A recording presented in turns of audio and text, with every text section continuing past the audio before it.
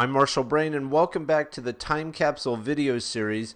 In this edition, we're going to try to talk about Christmas in 2010, and this presents an interesting challenge, first of all, because Christmas is so huge in the culture in 2010, and second, because every family celebrates Christmas differently. So what I can show you here is how the Brain family celebrated Christmas in 2010 and give you an idea of what it's like. When I say Christmas is huge, first of all, what I mean is that it's a huge cultural event. There is all kinds of stuff that happens in the culture around Christmas time. There are Christmas decorations, there are Christmas parades, there are Christmas TV shows. There's all this stuff around Christmas. When I say it's a huge commercial event, I mean that there are many businesses in the United States that would not survive if it were not for the spending that happens around Christmas time. There's a massive amount of retailing that happens around Christmas. And then it's a big religious thing because about 80% of Americans claim to be Christian. So Christmas is a Christian event, and therefore there's a big religious component. The Christmas season really spans 2 months, as shown in this calendar. Just after Halloween, you start seeing the Christmas displays and the Christmas products come out in all the stores. Then, right after Thanksgiving, the Friday after is called Black Friday. There are massive sales, a huge rush of people to start the Christmas buying season. And then Christmas itself is celebrated on December 25th. You see the cultural part of Christmas all around you if you live in the United States. These are shots from New York City. You can see a giant Christmas tree. You see these decorations and all kinds of stuff in huge crowds. Around Thanksgiving, people also start decorating their homes. So here's a typical home from a nearby neighborhood. These are some friends of ours. This is called a luminaria, a paper bag with a candle in it that's lit on Christmas Eve. These are little candies that light up at night.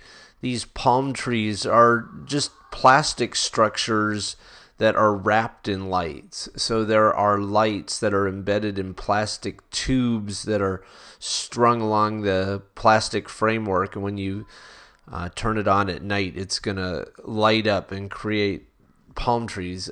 Not clear what the relationship to Christmas is, but there you go. These are candy canes. Candy canes are something you see all the time around Christmas, and the power distribution hub for this lighting display. It takes a lot of electricity to light up all these different lights. Along this walkway, those are giant Christmas lights, more candy canes. And then around the house, over the porch, you see something called icicle lights. There are lights that hang down like icicles. Then there are lights all around the windows and in the eaves.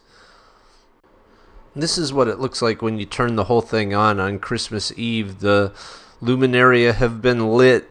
Someone's come by and lit the candles inside all the paper bags. The candies are blinking. The candy canes are all shining. The palm trees are lit up. It's something that's really entertaining to the kids. This is another house in the same neighborhood where they have really gone all out, putting lights up around the house and on the house.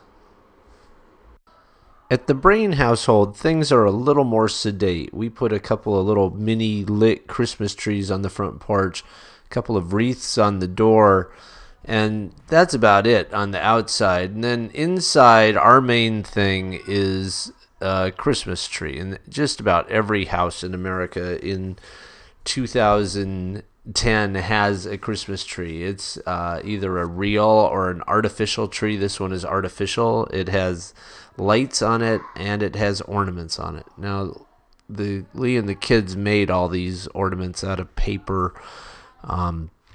David made that big star on top of the tree, and this is completely normal. Now, in some households, things get a lot bigger than this. For example, here's some friends of ours. They've set up this whole Christmas train, and people will put up garlands and bows and candles and multiple Christmas trees around the house. It really is amazing how into Christmas people can get around Christmas time. A big part of Christmas, and if you're a kid, the most important part of Christmas is the giving and particularly the receiving of gifts. So the way this works is here the kids are wrapping gifts that they've chosen to give to Lee. This is a little fountain that would go on a countertop and, just be pretty and also make a nice sound as the water flows through the fountain. So David is wrapping it in wrapping paper with scissors and scotch tape to hold the paper in place.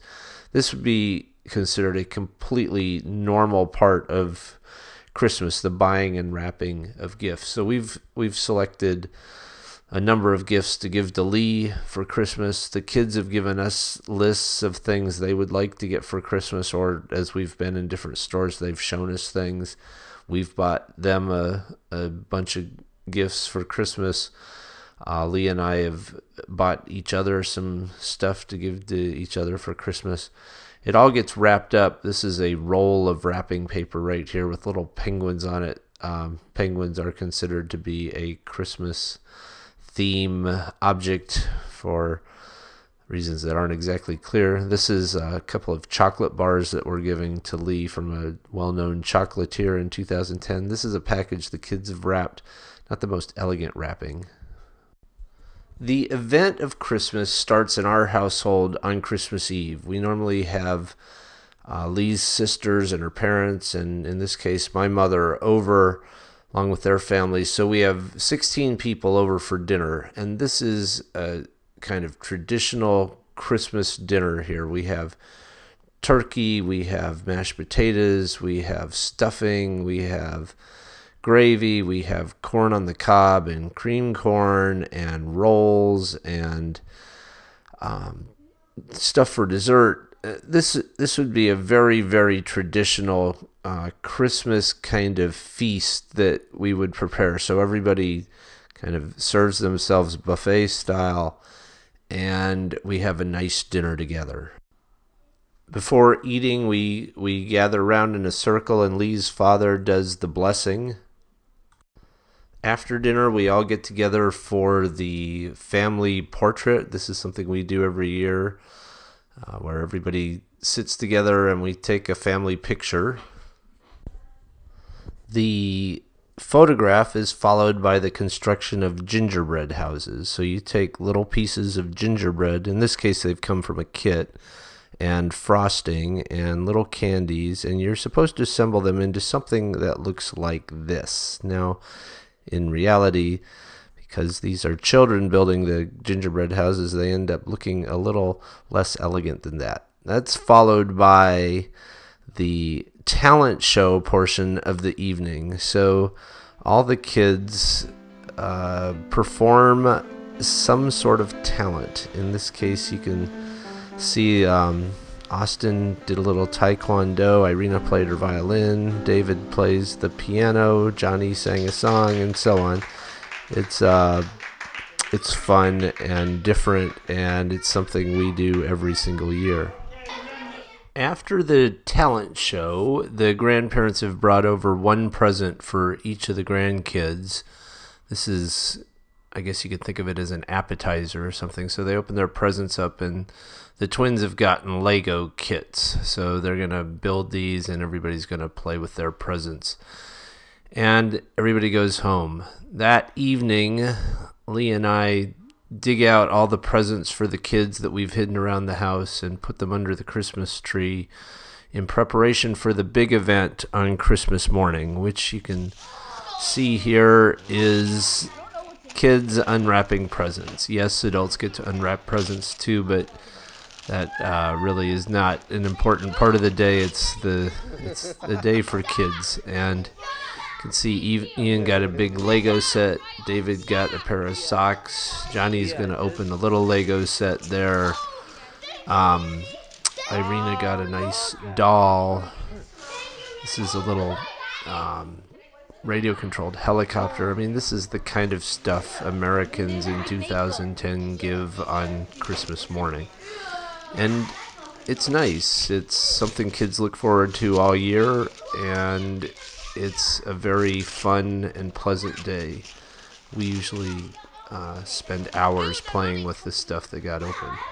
And then That night, Christmas night, we got a surprise. There was about 5 inches of snow that fell, and this is a very, very rare thing in North Carolina. You can see we got just a really deep blanket of snow, and this is what's called a white Christmas, something that's been romanticized in the United States for decades, and to actually have it happen was a really nice surprise. And the kids had a lot of fun playing in the snow the day after Christmas. So that's how Christmas worked for the Brain family in 2010. And like I said at the beginning, it's impossible to capture what Christmas looks like for everyone because every family is completely different. But some of the things are quite consistent. So just about everybody has a Christmas tree. Just about everybody has some kind of Christmas dinner. Just about everybody has the giving of gifts on Christmas morning and the kids unwrapping them frantically. That's all really consistent. Some of the other things we did this Christmas that didn't make it in because I didn't have photographs or tape were the Christmas parade. The grandparents took the kids to the Carrie Christmas parade, and that's a big deal in a lot of communities for kind of kicking off the Christmas season.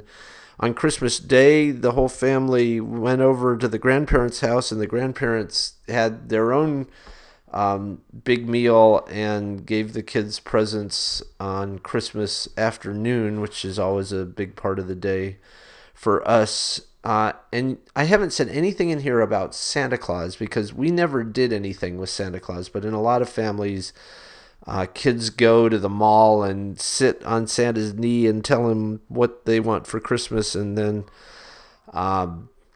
there's all kinds of stories about Santa coming down the chimney and delivering the presents and stuff. We just never did anything with that in the Brain household. So this is one family's Christmas in 2010.